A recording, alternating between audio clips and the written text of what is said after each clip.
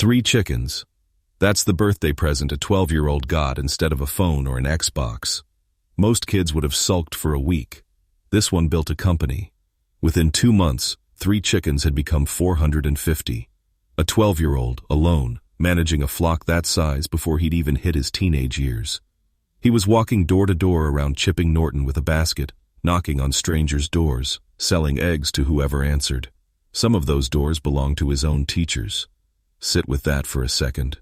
His teachers were his customers. That relationship alone should tell you this wasn't a hobby. This was a business, run by a child, inside the same small English town, where he'd go on to become famous for something else entirely. And here's where it stops being a cute story about a kid with chickens and starts being something else. The school noticed he was missing lessons, so they did what schools do. They fined him. Repeatedly. The fines stacked up to around 200 pounds a month, which is not pocket change for any family, let alone one his age was supposed to be worrying about. Most 13-year-olds facing that would either quit the business or quietly resent the school for the rest of their life. Kaleb did neither. He sat down, worked out that the egg round was outperforming the cost of the punishment, and walked into a meeting with the school to renegotiate his own timetable around it. Not just the arithmetic. Plenty of kids can do arithmetic. The nerve to sit across from a head teacher and argue his case with numbers instead of excuses. And win. That's not a farming story. Not yet, anyway. He didn't come from a farming family either. No inherited land, no generational safety net, none of the advantages that quietly shape who gets to succeed in an industry where an acre gets more expensive every year. His parents split up around the same period all of this was happening. So, what happens to a kid like that once the eggs stop being the whole story? By 14, he'd added sheep breeding and dairy work to the egg round, stacking one income stream on top of another before most kids his age had held a single part-time job.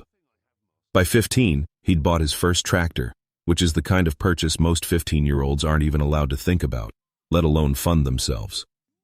Then he did the one thing that separates a talented kid with a side hustle from someone who's about to build a career. He went and got the qualifications the industry actually respects, agriculture training at Morton Morrell College, while still working the land in every spare hour outside of it. Skill and paperwork at the same time. Most people pick one and figure the other can wait. He didn't wait for anything. And then, in 2016, he made the move almost nobody his age makes. He didn't sit around hoping to inherit a farm someday, the way tradition says you're supposed to. He built a contracting business instead, hiring himself and his equipment out to other farms that needed real work done and didn't have the time or hands to do it themselves. One of those farms belonged to a man named Howard Pauling. Just another plot outside Chipping Norton. Nothing famous about it. Nothing anyone outside that corner of Oxfordshire had ever heard of. Kaleb had already been working that exact land for 3 years before a single camera ever pointed at it. Then the tenancy changed hands. A television presenter with a famous face and zero farming experience bought the place and suddenly needed someone who actually knew what they were doing to stop the whole operation from falling apart. And the person who already knew every inch of that land, who'd already put in 3 years of unglamorous work nobody was filming, he was already standing there. He didn't have to audition for the job that made him famous.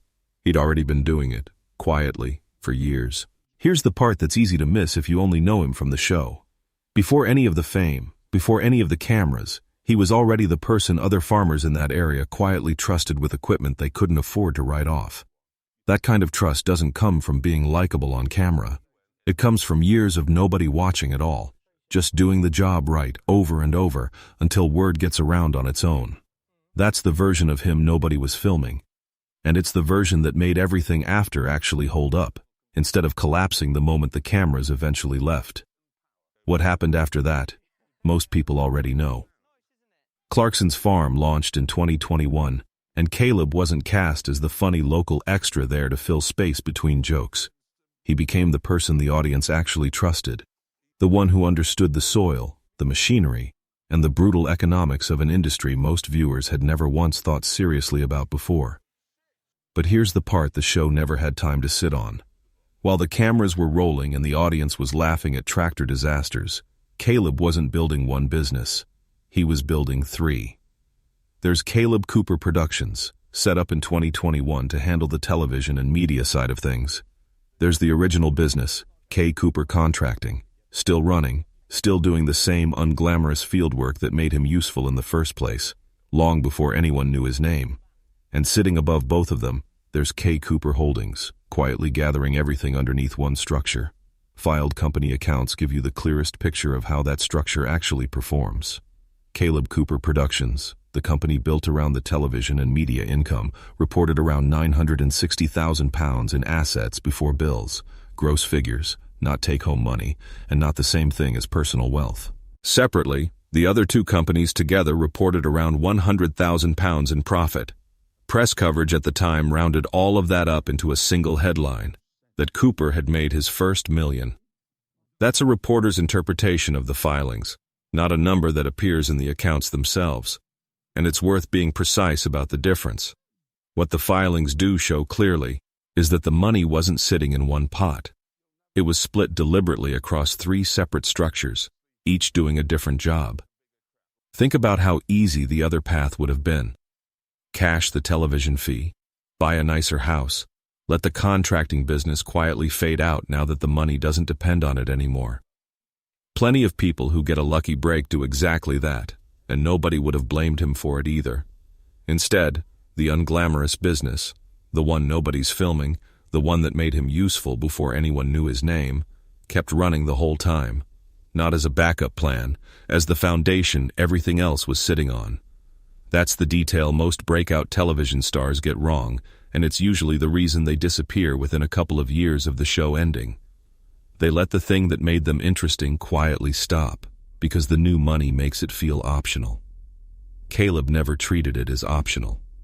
He's told the BBC directly that what drew him to farming was never only the animals. In his own words, it was the business side of it first, then the tractors, then everything else. That one sentence explains the entire career. A sold-out live tour.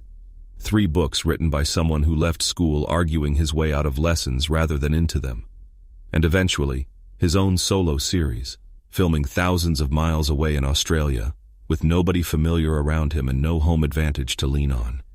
Every single one of those things traces back to the same kid who once sat across from a head teacher and won an argument with basic arithmetic. None of it was inherited.